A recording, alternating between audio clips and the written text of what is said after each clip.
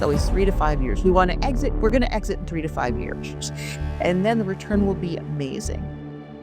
If everybody had a crystal ball, then we would not have private equity. Hey guys, welcome to another episode of PLF Deep Dive. I'm here with Nella Bloom.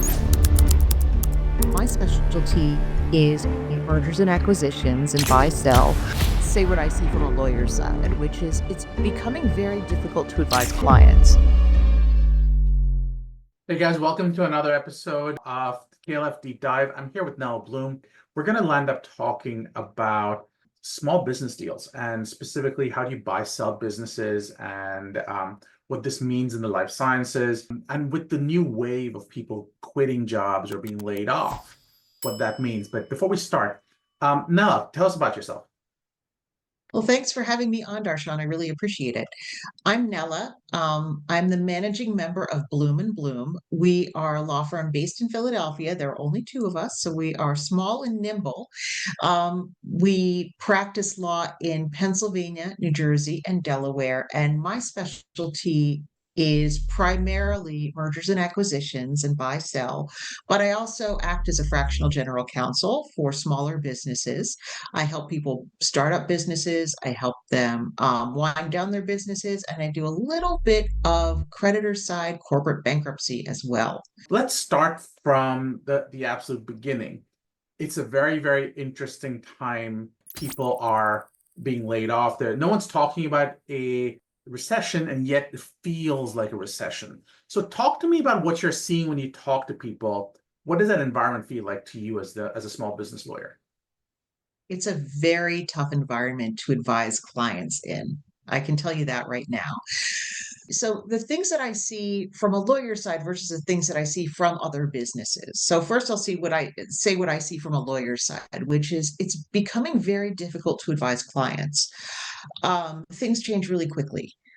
It's hard to predict how governments are going to see certain applications or certain tax returns or informational returns. It's hard to tell clients how they will be able to get funding because the rules about SBA lending have changed. So from that perspective, it's hard. A lot of things have changed about like my practice and how I have to advise clients.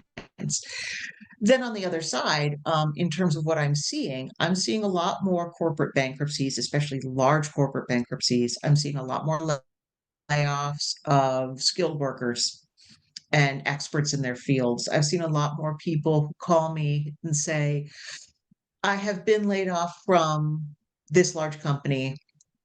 Can you help me start up my consulting practice? I don't know what to do now.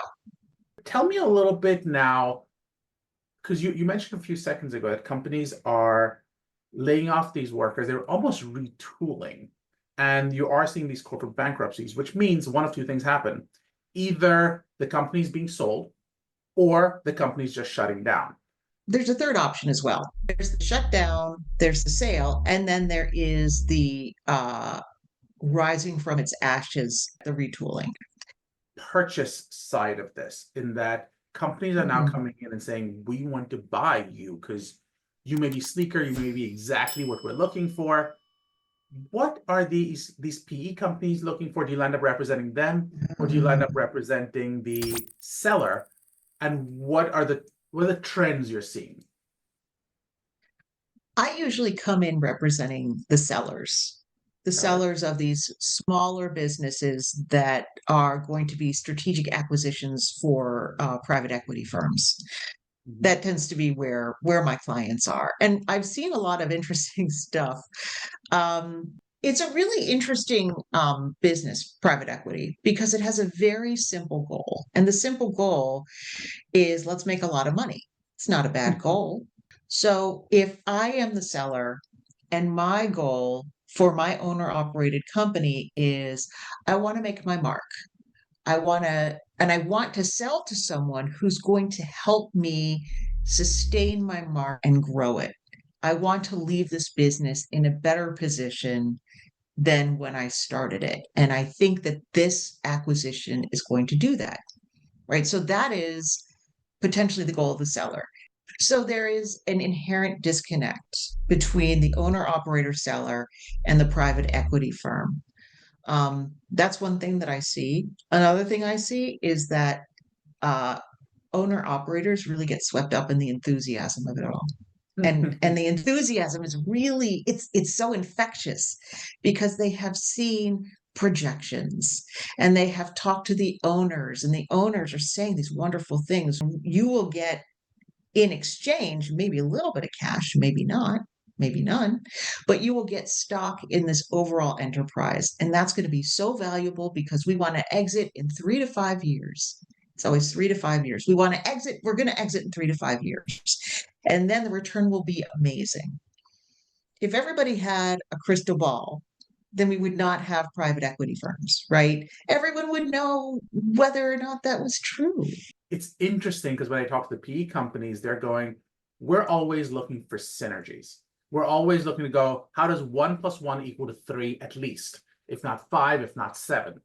And that's a weird way to think about it because they're going, we have all these tools in place. How do we add this one piece and suddenly we're so much bigger than what it was before? But it's a vision from someone who may not always understand that landscape, as you pointed out, Nella. I think it's also interesting. I think I read a statistic somewhere, and I could be wrong about the statistic, but it said something like 80% of M&A transactions fail. Not in the way, because they don't succeed in the way you actually thought they would. Not that the transaction doesn't go through, and I don't know how they define the word fail, but it was not the dream everyone wanted it to be. But that becomes a very subjective standard. Yeah, right? Agreed. I think there is a misapprehension in the minds of everybody, sellers and buyers. This is how things will be at the end. And sometimes they talk about it and sometimes they say the same words, but the words don't even mean the same thing in their minds. Enjoying our content? We'd love to hear more. Please like, comment, share, and find more. I don't blame the private equity companies, but you're often seeing like these really new companies coming in and selling the dream. And these companies that literally barely make a profit or are at $100,000 in EBITDA, trying to sell for $1 million. But sometimes these transactions finish. And at the end of it, I'm seeing litigation. I'm seeing people basically going, we walk away, and then the private equity company or the owners open up a shop across the street doing exactly what you were doing. And now you have a problem because it was your sale was contingent on certain things. Those contingencies didn't get met, but now these guys know a secret sauce. Ideally, if you were engaged in that process, you would have signed an NDA, and there would have been a promise on the part of both parties, like whatever it is I learned during this tire kicking session, I cannot use for my benefit. But NDAs are only enforceable if you enforce them, which takes money. And if you are a small proprietor who was getting ready to sell to this, 900-pound gorilla in the marketplace, you may not have that kind of firepower. Give me 5 big mistakes sellers are making today that you would go, pause for a second, let's think about this.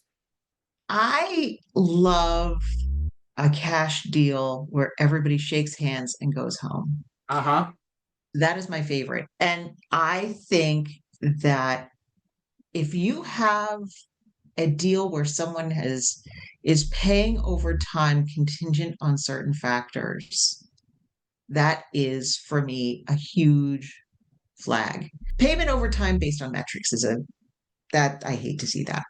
Yeah. Another one is you touched very briefly on non-competes. Non-competes can rise and fall depending on a lot of factors, right? You have to think about a non-compete in its entirety, right?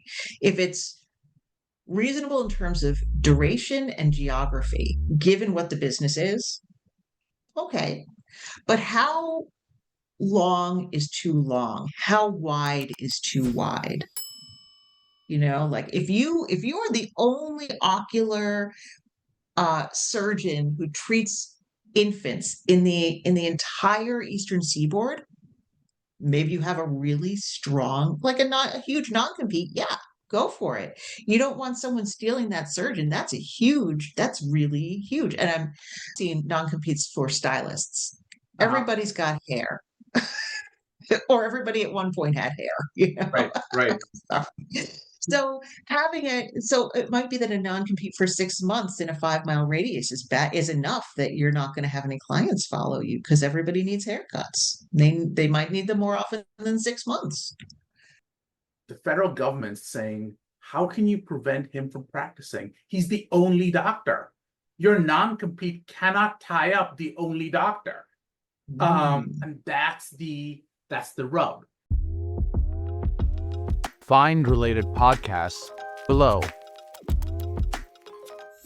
So you've got your federal non-competes, you've got your individual non-competes. When I say federal non-competes, I'm really referring to preventing the doctors. In both cases, we're preventing the doctors from doing it. But the question is, can you prevent the private equity company from now opening up another company across the street? Which is sort of a situation I've seen. Does the non-compete go the other way? And the funny part is maybe not. And the answer to that is, why would a private equity company not do the thing that it's supposed to do, which is make a lot of money? They will not, there is absolutely no incentive for them to bar themselves from doing anything like that. We can literally keep talking for the next hour because this is so good. But I mean, you and I can always keep talking. On that note, Nella, how can people reach you if they have questions? Oh, what a good question, Darshan. So if anybody has questions, my name is Nella. I didn't say my first name or my last name at the beginning, but it's Bloom, Nella Bloom. My email is Nella, Nella at bloomandbloom.net, which is BLOOM and then the word AND BLOOM.net. And if I am not able to answer your question, I apologize, but I will do my best to either send you to someone who might be able to help or see if I can help in another way. Call, click, or email.